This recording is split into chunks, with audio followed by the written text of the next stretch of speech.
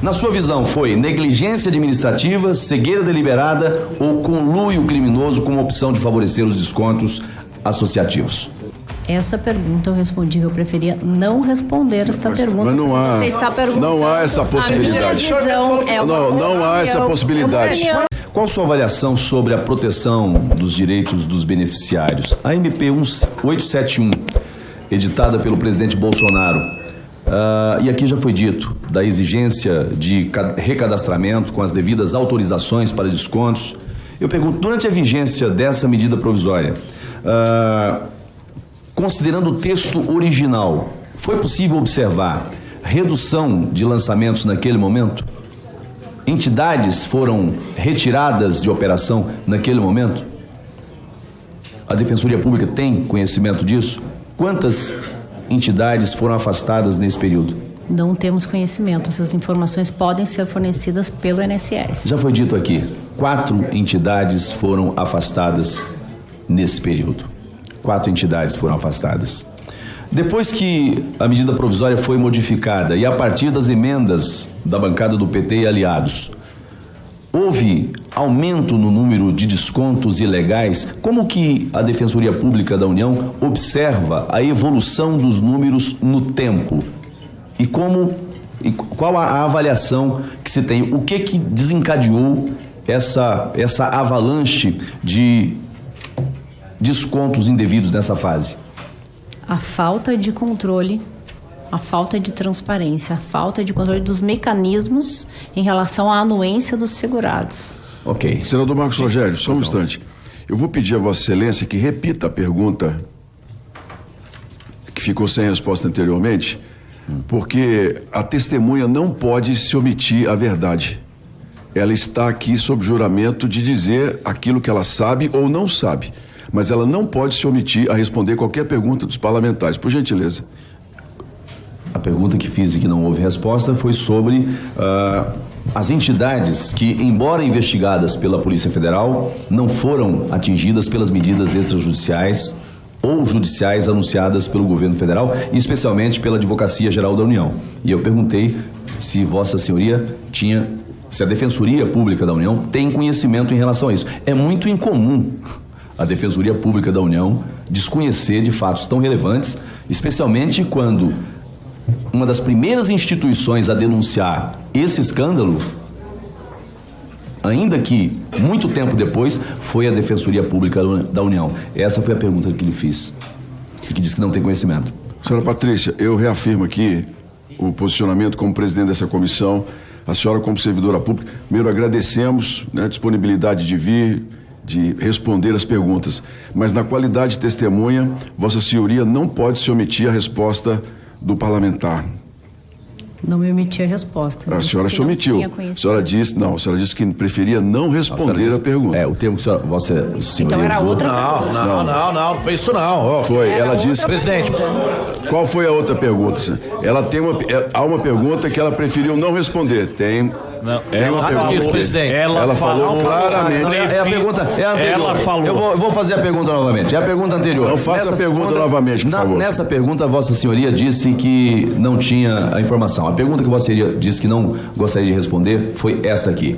A senhora identificou descontos indevidos, identificou falha nos mecanismos de controle do INSS e recomendou mecanismos de proteção. E a pergunta vem: na sua visão, foi negligência administrativa, cegueira deliberada ou conluio criminoso com a opção de favorecer os descontos associativos? Essa pergunta eu respondi que eu preferia não responder esta pergunta. Mas não há, Você está perguntando. não há essa possibilidade. A minha visão é uma não há essa possibilidade. Ela pode dizer que a testemunha pode dizer que não sabe, que não tem, mas a testemunha não pode deixar de responder. Presidente, o Alencar está tumultuando. Então, assim, veja, nós estamos diante de um crime que fraudou milhões de beneficiários. E eu faço 3 perguntas, e são perguntas, não estou pedindo a opinião para discorrer em tese, né? Isso aconteceu por negligência? Isso aconteceu por cegueira deliberada ou conluio com o objetivo de promover os descontos associativos? São 3 perguntas simples.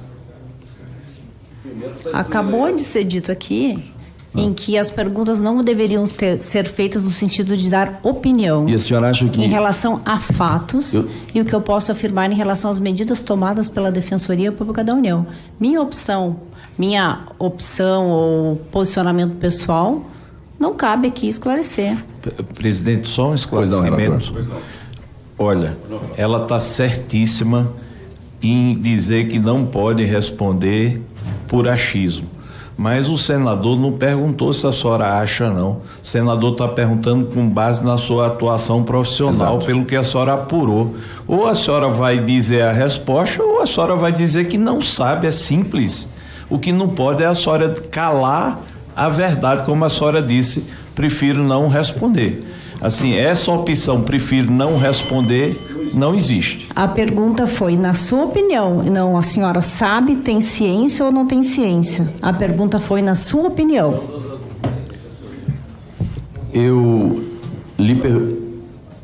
Se o problema é, na sua opinião, é na sua visão como profissional. Se a palavra opinião... É a mesma coisa. Não, eu estou lhe perguntando objetivamente. A pergunta. Mas se a senhora está com dificuldade para entender a pergunta, eu vou fazer de novo. Não, eu não estou com dificuldade. Talvez o senhor esteja com dificuldade de fazer a pergunta. Não, então vou fazer a pergunta. Vou fazer a pergunta novamente. Vou fazer a pergunta novamente, pausadamente.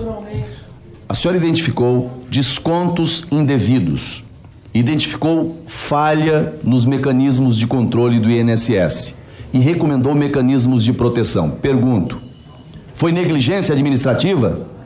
Foi cegueira deliberada? Ou conluio criminoso com o objetivo, como opção de favorecer as quadrilhas que assaltaram os aposentados no Brasil?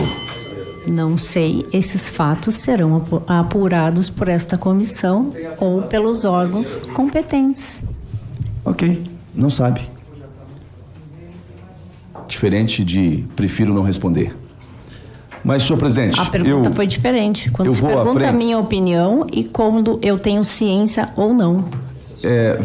Veja, Vossa Excelência, eu não... A opinião, obviamente, que numa CPMI,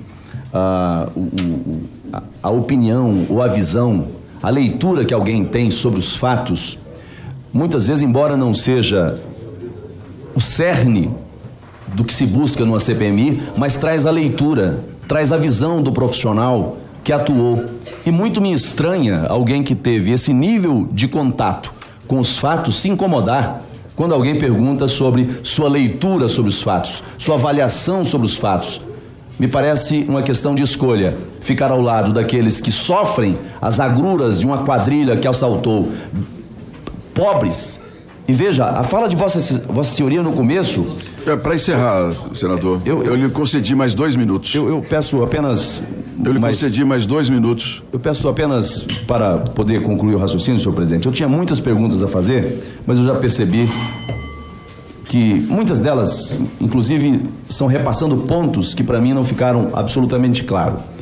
Mas a fala inicial da depoente, ela trouxe aqui, essa quadrilha, essa organização criminosa, ela atuou com método, ela tinha um público-alvo específico, ela buscava justamente os mais vulneráveis, palavras da depoente, os mais idosos, os mais vulneráveis.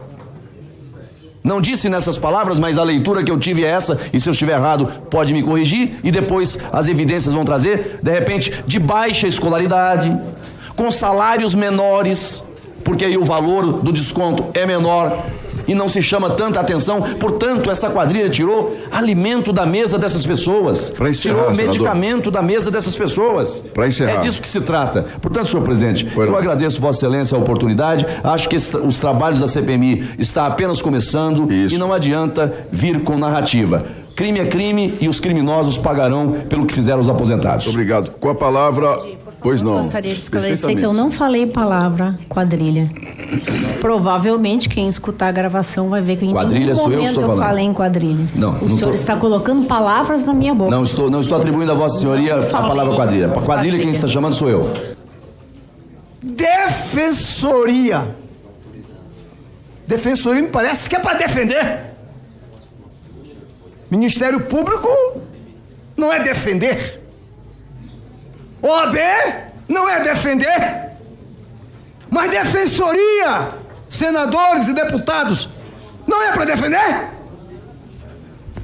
Então eu acho que a DPU está precisando se inteirar com a sua missão. Se a Defensoria Pública da União é defender em especial os nossos vulneráveis. E me parece que estão desviando a finalidade da Defensoria Pública da União. Eu estou falando como povo, como analfabeto, como vulnerável, como indígena que eu sou e como quilombola que eu também sou. É triste ver o posicionamento da DPU acatar e aceitar isso. Um acordo para eles receberem o recurso e não recorrer à justiça. Eu defendo recorrer à justiça para todos os que estão sendo roubados. Todos, doutora! Quero fazer aqui mais um resumo do que vimos hoje. Acho importante nós fazermos os registros aqui, presidente. O primeiro deles é que a doutora Patrícia Betim Chaves reconheceu aqui que esses descontos feitos, essa roubalheira no SS e INSS, por meio de descontos indevidos, aconteciam já desde a época em que ela iniciou como defensora pública na SAP Previdenciária em 2006, correto?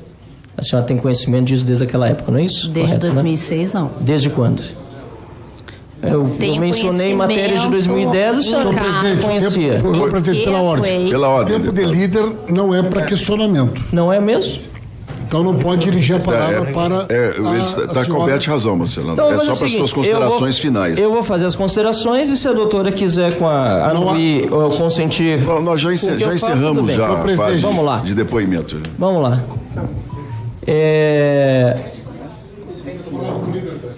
Falar como líder depois. O senhor poderia então me repor o tempo e aí a gente começa... Eu agradeço, presidente. Então vamos lá. Primeira parte importante. A doutora Patrícia Betim Chaves, ela disse que tinha conhecimento, senhor Rogério Marinho, senador, desde muito antes de 2018, de descontos associativos, descontos feitos na folha, ou melhor, diretamente dos beneficiados do INSS, porque não há como negar que a própria imprensa dava esse tipo de notícia. Ou seja, a versão inicial de que desde 2019 caiu por terra porque, obviamente, a própria doutora Patrícia disse que já conhecia de antes esse tipo de fraude no INSS. O segundo ponto importante, senhor presidente, é que fica claro que desde 2023 houve um pedido de exclusão, os pedidos de exclusão de descontos associativos no governo do Lula dispararam. Isso aqui foi obtido via lei de acesso à informação, e foi nessa época justamente, infelizmente um pouco tardiamente, que a Defensoria Pública da União entrou com mais afinco. Participando de um GTI com o Ministério Público, mas que encerrou suas atividades depois de justamente revelado o escândalo. E aí houve uma contradição, pelo menos a meu ver aqui, da depoente, quando ela primeiro disse, em resposta a mim, que não questionou o encerramento das atividades, mas em resposta ao senador Girão, disse ela, senhor presidente, que ela se manifestou contrariamente, disse literalmente que ela, diz aqui, ó, manifestei meu descontentamento de não ter mais esse GTI e queria pedir à doutora Patrícia que enviasse então a prova de que ela manifestou esse descontentamento, porque para mim ela disse que não questionou, mas depois disse que manifestou o descontentamento. Então eu quero a prova de que ela manifestou esse descontentamento. Também disse que não falou com nenhum deputado, nenhum senador, mas as fotos revelam, não estava aqui no momento, que o único deputado registrado conversando com a depoente durante esse período foi justamente o deputado Paulo Pimenta, do PT. E, finalmente, reconheceu que as emendas que o PT sugeriu durante o governo Bolsonaro e que pioraram a fiscalização e atrasaram a biometria foram fundamentais para que a roubalheira acontecesse em resposta ao deputado Maurício Marcon. Então, eu acredito que várias das manifestações aqui foram esclarecedoras, algumas foram controversas e precisam de esclarecimento posterior, e por isso pedi, inclusive, à doutora Patrícia que nos envie as provas de certas de suas manifestações e também dos processos que anteriormente defendeu ou em que atuou na defesa de pessoas que foram lesadas. Mas fica aqui também, senhor presidente, assim, a minha insatisfação com esse acordão que foi costurado no Supremo Tribunal Federal, que prejudica o cidadão que vai buscar os seus direitos porque foi lesado. Por dois motivos principais. O primeiro é aquele que nós já estamos aqui há muito tempo insistindo, que é o que faz com que o pagador de impostos pague a conta, quando na verdade quem deveria pagar é quem roubou. Então nós precisamos fazer quem roubou devolver o dinheiro, porque quem está pagando a conta disso tudo é o cidadão, nós todos que pagamos impostos brasileiros, pagando os ressarcimentos. Então era preciso que nesse acordo houvesse também uma forma de haver esse ressarcimento que não saísse unicamente dos cofres públicos. Mas em segundo lugar, senhor presidente, muito mais grave, porque a Defensoria Pública da União participou, segundo as próprias palavras da doutora Patrícia, de um acordo que prejudica o cidadão. Porque ela disse, num acordo sempre tem que todo mundo ceder um pouco. Mas esse tipo de acordo que faz o cidadão perder o direito de recorrer no judiciário por danos morais, de ganhar o dobro do que lhe é devido, é prejudicial para os mais pobres. O cara já foi roubado, não foi consultado, porque as instituições se reuniram, aquela coisa de Brasília, né? As elites se reúnem ali, é OAB, é Ministério Público, é Defensoria Pública, ministro do STF. O cidadão não é consultado, fazem um acordo que é prejudicial para a vítima. A vítima já foi roubada e tem direito não só ao ressarcimento, como ainda a compensações, e a própria Defensoria Pública da União acaba aceitando essas condições. Eu acho isso revoltante, senhor presidente da CPMI, senador Carlos Viana, faço questão de me expressar aqui, e aqueles que não fizeram acordo, talvez alguns precisam fazer para receber logo, porque precisam do dinheiro para comer. Agora, quem tem condição de não fazer, lembre-se, a justiça está aí para ser feita, espero que seja feita e que as pessoas ganhem danos morais e o ressarcimento em dobro. A senhora é filiada a algum partido? Já foi filiada a algum partido? Não sou filiada a nenhum partido, e gostaria aqui de ressaltar que a Defensoria Pública da União, ela ajuiza ações contra a União, contra entidades federais. A senhora então, teve ela alguma... faz a defesa das pessoas necessitadas e mais vulneráveis que não têm condições de pagar um advogado. A senhora teve alguma reunião com algum superior, com algum membro de partido? Porque as respostas que a senhora está dando desde o início me passam a ser respostas muito viciadas e de proteção. A senhora foi blindada, a senhora teve um direcionamento para fazer tipos de respostas.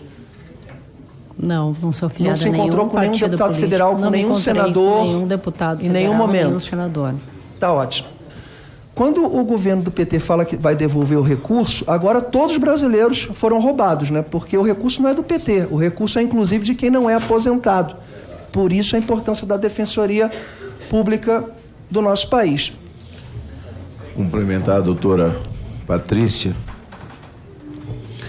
Doutora Patrícia, eu sei que quando alguém é chamado a vir a uma CPI, e no caso da senhora, acho que não foi convocado, a senhora foi convidada, foi isso exatamente? Foi convocada e a senhora prontamente veio, não recorreu ao Supremo Tribunal Federal, como é de costume, para se ganhar uma liminar, para ficar calado, e até é bobagem se recorrer ao Supremo Tribunal Federal, porque está na Constituição, tá na Constituição. E dependendo da condição que a pessoa está numa CPI, ela está na desvantagem, porque está do lado de lá. E eu sei como é difícil, né? Por isso, cumprimento. É um momento difícil da vida da nação. Nós queremos chegar ao conhecimento, porque o assalto, ele é tão assustador, que as pessoas que estão online nesse momento, elas são justamente as pessoas que foram assaltadas. E não existe um crime com tamanha escala sem que tenha uma linha de produção. Uma linha de produção muito bem montada, muito bem escalonada, né? Porque estava aqui falando com o deputado, não existe crime sem que tenha a mão e a proteção de autoridades. E eu falo isso com a experiência de quem já presidiu grandes CPIs, e quero até lhe cumprimentar, senador Viana, pela maneira que está conduzindo os trabalhos. Eu queria fazer uma pergunta à senhora, muito simples. As atas das reuniões do GTI, elas são divulgadas? Não são divulgadas. Não são divulgadas? Mas elas podem ser requisitadas. Elas podem ser requisitadas? Sim. Senhor presidente, eu queria oficiar para que elas fossem requisitadas. A senhora representando o DPU... Senador Magno Malta, a assessoria de Vossa Excelência tem que formalizar para requerimento. É isso que eu falei, eu formalizarei. A senhora, doutora, representando o DPU, comunicou na reunião bimestral do GTI ao INSS, à AGU e ao TCU o que foi constatado das fraudes sistêmicas desses descontos? Foi comunicado. Foi comunicado. Então, esse comunicado deve estar em ata, né? Nessas atas todo que... registrado nas atas. Ok. Houve alguma atuação concreta do GTI? A senhora tem conhecimento? Dentro do GTI participa o INSS e o Ministério Sim. da Previdência Social. Então, quando as reuniões eram realizadas, o INSS trazia as informações a respeito dos descontos associativos. Como era uma pauta permanente, ali o INSS apresentava os dados em relação aos descontos associativos e as melhorias que estavam sendo feitas. E também informava se estava cumprindo ou não as determinações e recomendações do TCU. Então, dentro dessas reuniões é que eram feitas todas as medidas ali de forma extrajudicial. Até cabe a pergunta feita pelo deputado aqui, quando ele perguntou que tipo de documentação que o INSS recebia ou exigia para que esses descontos fossem autorizados, não é? Esse tipo de conversa, esse tipo de debate acontecia nas reuniões com a presença do GTI e o INSS falava sobre isso? Falava, fazia exposição sobre as medidas adotadas em relação à Instrução Normativa 162, detalhava as medidas que estavam sendo tomadas, sim. Então nós temos a esperança de que, fazendo esse requerimento, senhor presidente, dessas atas, nós tenhamos, deputado, detalhadamente todas essas informações que vão ajudar o nosso relator. Só para encerrar aqui, a DPU não cobrou essa atuação. Tá, bom, mais ou menos o que a senhora acabou de responder. Agora, por último, eu pergunto à senhora, o que a AGU, houve manifestação da AGU, o que a AGU falou sobre isso, a Advocacia da União? A Advocacia da União também fazia parte desse grupo de trabalho intencional e essas informações, acredito que elas devem ser solicitadas à Advocacia Geral da União, que provavelmente alguém da Advocacia Geral da União vai ser ouvido aqui nessa comissão. Então, todos os relatos e o que foi falado pela Advocacia Geral da União estão relatados dentro dessas memórias de reunião do GTI. Eu vou produzir também esse requerimento, senhor presidente, para que a gente possa requerer a AGU, não é, as manifestações da AGU diante desse quadro. Na verdade, nós não estamos aqui. O que nós queremos saber é quem vai responder. São milhões de pessoas vivendo desgraçadamente e uns para além da linha da pobreza. O que foi assaltado foi o suor, foi a energia, foi a saúde de anos de trabalho e de alguns que se aposentaram com quase nada, minimamente para comprar remédio. Outros não têm mais nem como comprar remédio. Alguns com 5 empréstimos consignados. E olha que essa prática é velha. Não vamos falar, o governo Bolsonaro. Não, no governo Bolsonaro, segundo os gráficos, se gráfico tem valor, caiu, baixou. Mas isso começou lá atrás. Esse tipo de assalto é velho. Em 2016, já no governo, e a senadora Damares e também o mesmo deputado que acabou, que aqui anteriormente falou, antes de mim, lá de Pernambuco, já havia providências sendo tomadas, mas isso é muito mais antigo. Nós chegamos então na hora que o tumor veio a furo. O que nós precisamos nesse momento é espremer o tumor. Isso dói e fede, mas necessário se faz para curar. A minha alegria é que nós temos um relator que não é um novato, ou que tivesse 5 ou 6 mandatos, mas que não tivesse conhecimento, profundidade jurídica, para produzir um relatório em que se peça a punição sem passar a mão na cabeça de nenhum desses pilantras. Veja só, eu tive do presidente a garantia de que o meu requerimento de número 989,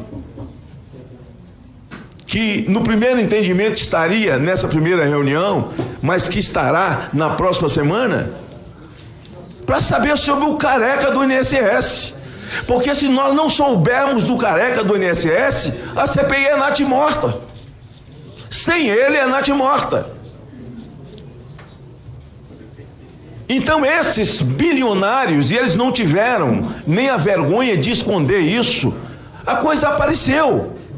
E a minha pergunta é, que horário que o careca entrou? Qual horário que ele saiu? E isso no gabinete de quem? E onde, por quê?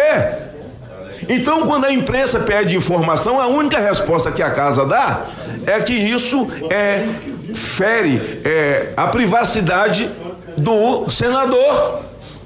Não é verdade. Se nós queremos, na verdade, chegar a resolver um crime, em alguns momentos, perguntas feitas a Vossa Senhoria, a senhora se mostrou humana, sabe? Porque quem faz um troço como esse não tem humanidade, não tem simpatia, não tem... O cara imaginar que ele vai tirar R$100 de quem recebe 1.400, um cara desse não tem sentimento. Então esses demônios não podem saírem impunes disso. E o meu medo é que o relatório de uma CPI vai para o PGR, vai para o senhor Gunê.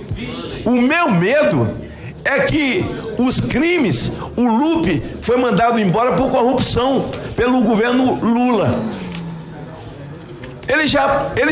O senhor Gunê já mandou arquivar dizendo que ele não tem crime nenhum. O crime agora quem tem sou eu, porque ele foi mandado embora por corrupção, eu me manifestei e ele entrou com o processo contra mim. Para encerrar, eu vou encerrar. Mas o careca do INSS, o senhor Lupe, os servidores mais próximos e hoje também o ministro que era o braço direito do Lupe e não sabia o que o Lupe fazia. Então, senhor presidente, eu estou falando com uma população, para encerrar, eu estou encerrando, que está olhando para mim, para Vossa Excelência, para a doutora Patrícia, para o nosso relator, que são as pessoas que estão lá fora. A mim não importa o que vem depois, se o sujeito está defendendo seu partido, está defendendo seu governo, não importa quem roubou. Se alguém roubou dentro do governo Bolsonaro, tem que ser punido, tem que ser ouvido, senador, aqui, independente de qualquer coisa. Muito obrigado, agradeço, senhor presidente, a sua atenção, agradeço a senhora Patrícia também ter respondido os meus questionamentos. Mas quando chegava alguém para pedir sobre o empréstimo, olha, está tendo descontado um valor X além da associativa, eu não vi esse recurso. Tu nunca chegou a pegar um caso desse da pessoa, tipo, aonde está esse dinheiro?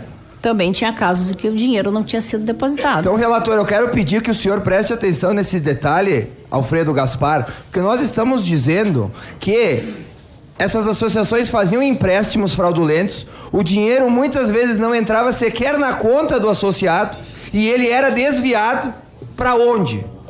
Para onde era desviado esse recurso? O tamanho da magnitude do que nós estamos vivendo aqui é que vai muito além dos descontos promovidos, relator, por associativas. Elas fraudavam empréstimos, esse dinheiro, segundo a defensora, sequer entrava na conta do associado, do aposentado, e ele já era desviado para algum lugar.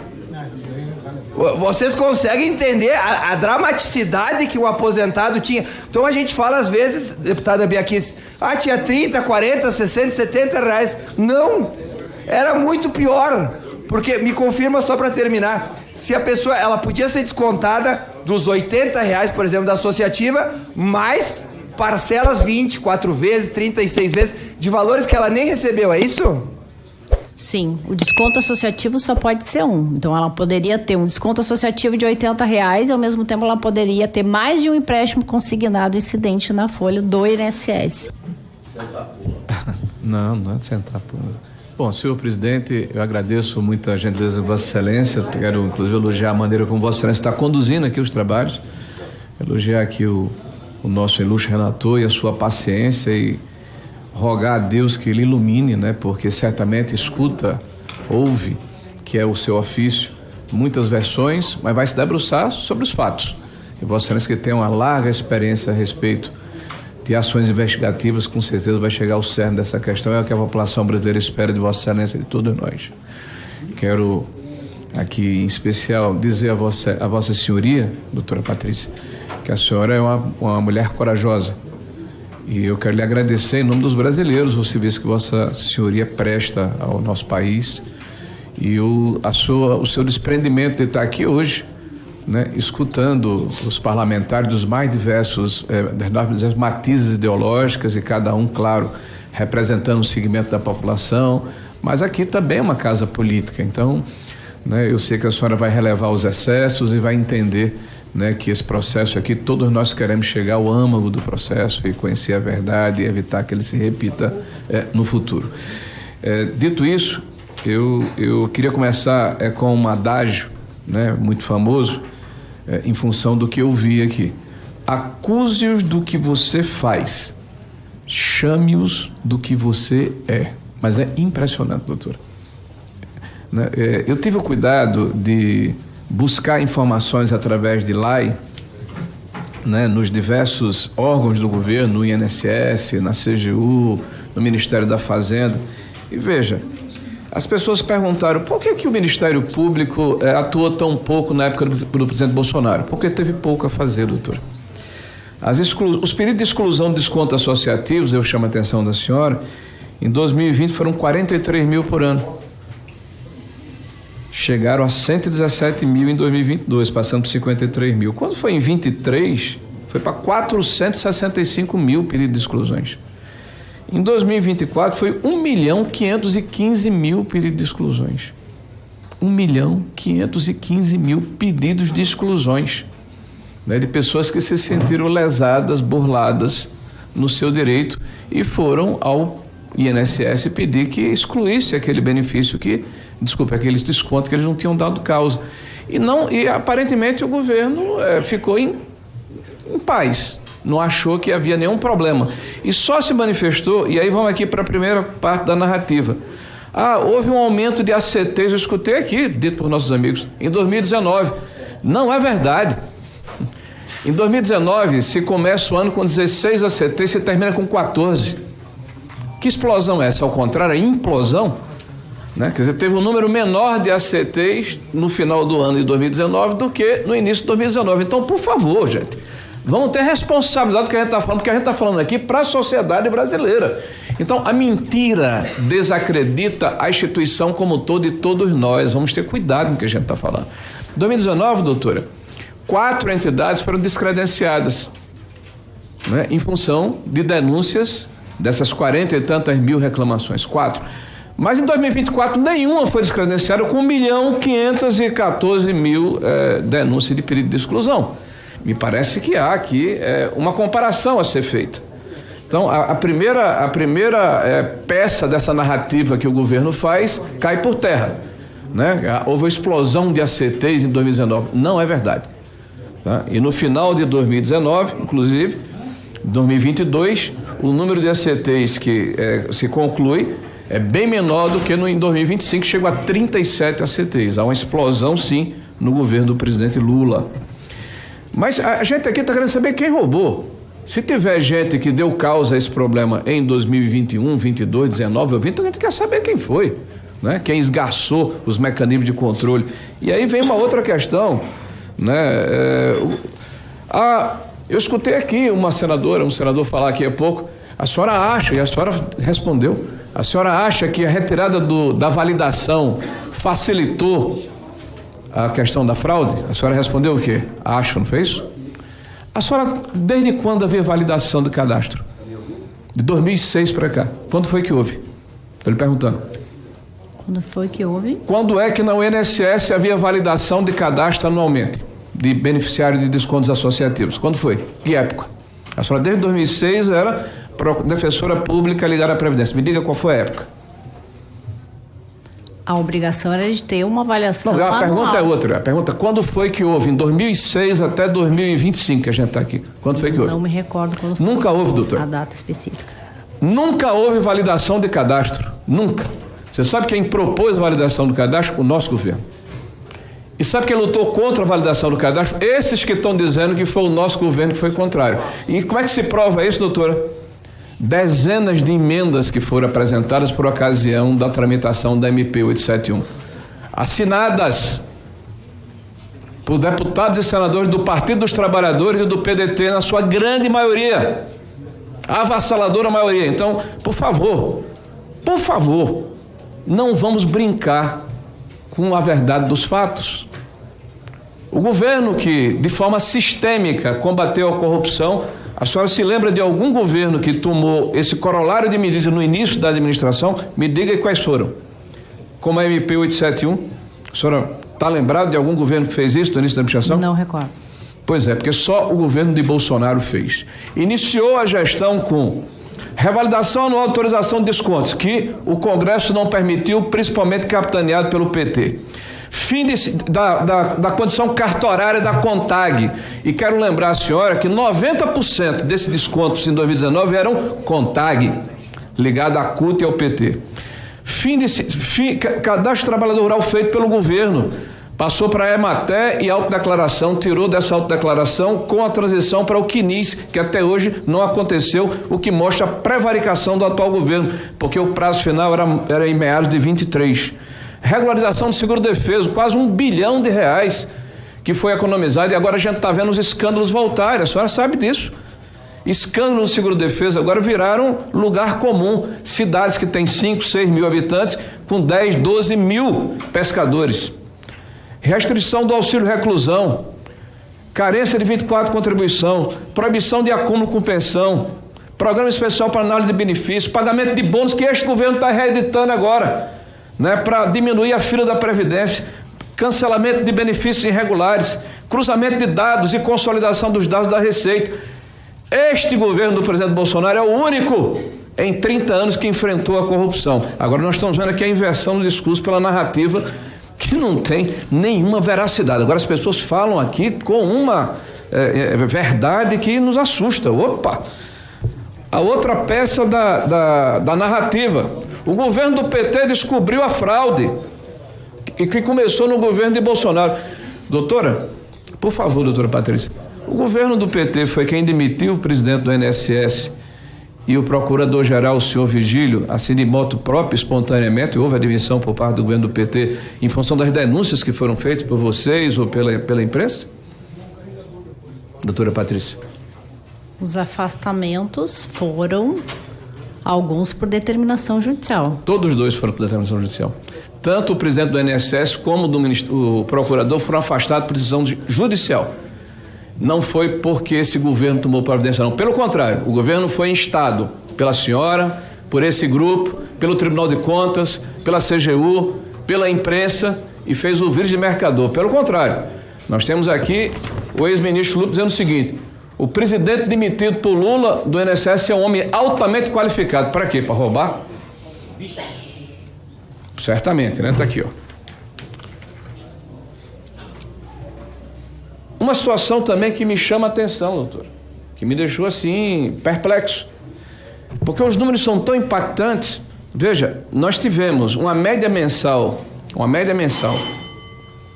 em janeiro de 19 a 20 de 44 milhões de reais mês, né, de associativos.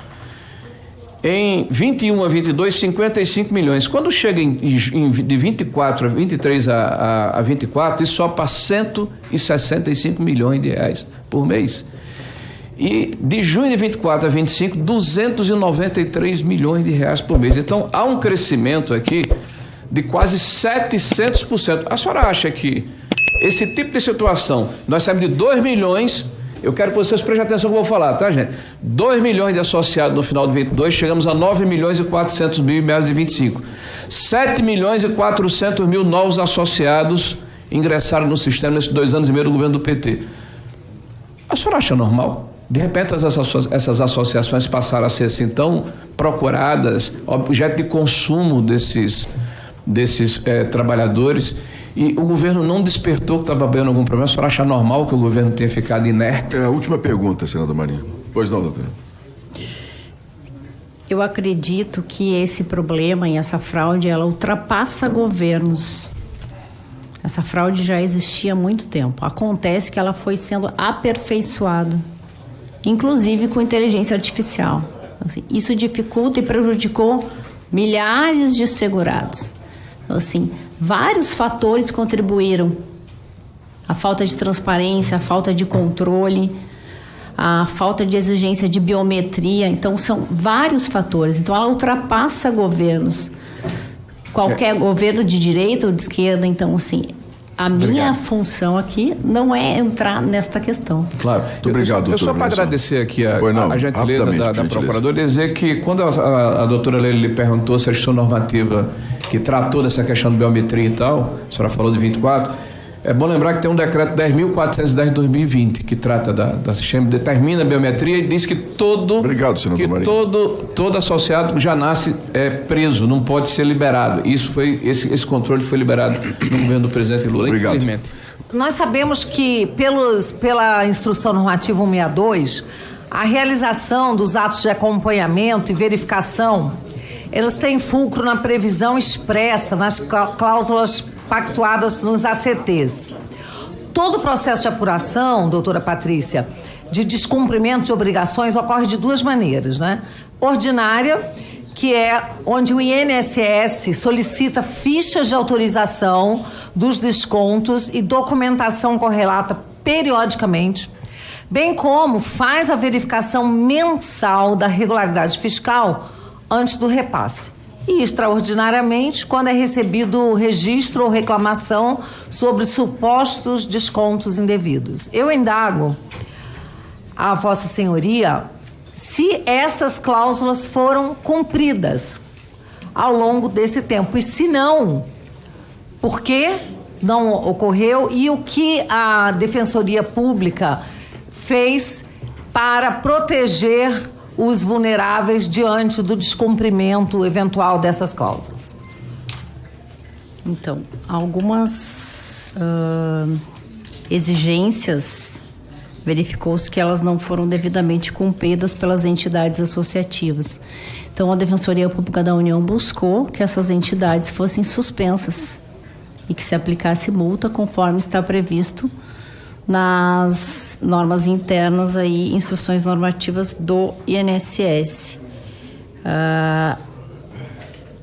O segurado sempre pode buscar a ouvidoria, Fala BR e o consumidor.gov. Então, da mesma forma, a Defensoria Pública da União orientou os segurados que foram atingidos a fazer esse tipo de reclamação ou no Fala BR ou no Gov BR. Além disso, foi feito um projeto, um programa de educação em direitos, ou seja, informes à população através de mídias, das redes sociais, de qual a melhor forma de excluir esse tipo de desconto associativo e qual a melhor forma de fazer as reclamações em relação a esses descontos que são indevidos. Então, a Defensoria Pública da União atuou em diversas áreas, orientando a população, ajuizando ações judiciais individuais em relação a esses descontos e atuando de forma extrajudicial junto ao GTI da Previdência e Assistência Social. Ainda utilizando o restinho do tempo, mas isso só aconteceu depois que estourou a bomba, né? Depois que foi noticiado pelo Metrópolis, depois das denúncias. Antes disso... Isso não aconteceu só depois, isso vinha acontecendo bem antes dessas fraudes, da operação da Polícia Federal. Bom, mas não houve essa verificação mensal da regularidade fiscal, porque se houvesse essa verificação mensal, teria sido corrigido, estancado bem mais cedo, né? Essa verificação mensal tem que ser feita pelo INSS. Exato. Os apontamentos foram feitos pelos órgãos, tanto pelo Ministério Público Federal quanto pela Defensoria Pública da União. Mas a Defensoria reconhece que o INSS não cumpriu com essa cláusula, não fez essa verificação mensal. Se verificou que haviam falhas nesse sistema de fiscalização. Isso foi apontado tanto pelo TCU e pelos órgãos que faziam parte do GTI. Certo, mas só registro aqui que outros órgãos podem ter atuado, mas o INSS falhou nessa verificação. O que vocês viram a participação dos bancos e a atuação da FEBRABAN em todos esses episódios? Em relação à FEBRABAN? Os bancos, com a participação das agências, das instituições financeiras. Omissão, conivência... Como vocês avaliam o grupo de coordenação, a participação das instituições financeiras? Nós fizemos algumas reuniões com a FEBRABAN, inclusive pedindo apoio em relação e melhorias no sistema de reclamações, de canais de reclamações. Porque o que se constatou? Se constatou que o segurado, em alguns momentos, ele não consegue fazer esse pedido de reclamação de forma adequada. O sistema do consumidor.gov exige que a pessoa tenha senha Gov, ouro ou prata. E geralmente os nossos assistidos não têm esse tipo de acesso.